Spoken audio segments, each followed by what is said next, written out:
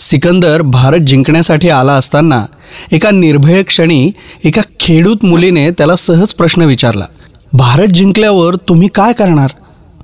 तो म्हणाला, पुढचे देश जिंकीन आणि मजल दर मजल असं जिंकून मी जगज्जेता होईन.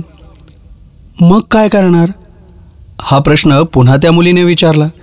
त्यावर तो म्हणाला, मग काय, निवांतपणे जगेन. त्यावर ती मुलगी खुदकन हसत म्हणाली, मग आत्तापासूनच का निवांत जगत नाहीस? यातून सिकंदरला काय कळलं माहीत नाही, पण खरंच ही कहाणी बरंच काही सांगून जाते. आपणही असेच जगण्यातला निवांतपणा घालवून धावपळ करतोय, ती पुढे कधीतरी निवांत जगू या भाबड्या आशेवर. बऱ्याचदा इतरांना मागे टाकण्याच्या नादात आपल्याला आपलं वळण कधी येऊन गेलं याचं भानही राहत नाही. कितीही वेगाने पळालो तरी आपल्यापुढे कोणीतरी असणारच, कोणाजवळ काहीतरी वेगळं असणारच, कोणाला तरी जास्त संधी मिळणारच, कोणाचं तरी वलय आपल्यापेक्षा अधिक असणारच. हे आपण विसरतो. तेव्हा लक्ष आपल्या स्वाभाविक ध्येयावर आणि जगण्यावर केंद्रित करावं.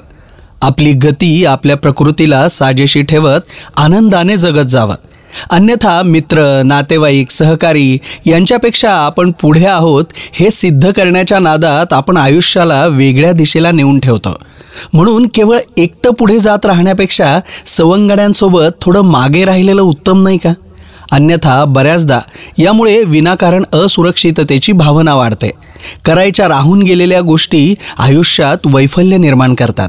यासाठी पहिल्यांदा गरज आणि चैन यात फरक करणं नितांत गरजेचं आहे. इतर धावतायत म्हणून आपणही धावणं ठीक नाही. जगणं हे राईस प्लेटसारखं असावं. त्यात कसं साऱ्या पदार्थांना आपापल्या मर्यादेत स्थान असतं आणि त्यामुळेच ते रुचकर ठरतं. जर चटणीची जागा भाजीला दिली तर ताटाचं संतुलन बिघडतं आणि जेवणाचा गोंधळ उडतो. जगण्याचंही काहीसं असंच आहे. ते सर्वसमावेशक चौफेर असेल तर ते सुखकारक ठरतं. एखाद्या मोठ्या यशाच्या प्रतीक्षेत रोजच्या जगण्यातील छोटे छोटे आनंदाचे क्षण निसटून जाऊ देऊ नका. ते क्षण तेव्हाचे तेव्हाच जगून घ्या, लुटून घ्या. आपल्या आवडीच्या आणि आनंद देणाऱ्या गोष्टींसाठी आयुष्य पडलंय हे पालुपद आयुष्यच कुरतडून टाकतं. त्यामुळे ते क्षण वेचा. तारुण्यात शक्ती असते, वेळ असतो, पण पैसा नसतो. पुढे शक्ती असते, पैसा असतो, पण वेळ नसतो. आणि उतारवयात वेळही असतो, पैसाही असतो, पण शक्ती उरत नाही.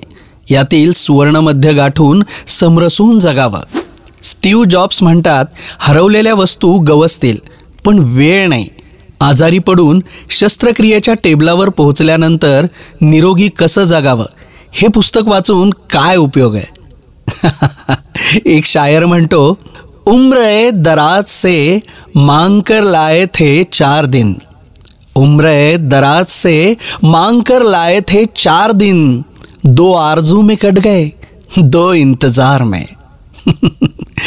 तर कथाष्टकचा हा लेख तुम्हाला कसा वाटला, हे वाचन तुम्हाला कसं वाटलं हे आम्हाला नक्की सांगा. आणि कथाष्टकला सबस्क्राईब करा, कमेंट करा, लाईक करा आणि तुमच्या आवडत्या व्यक्तींसोबत याला शेअर करायला नक्की विसरू नका.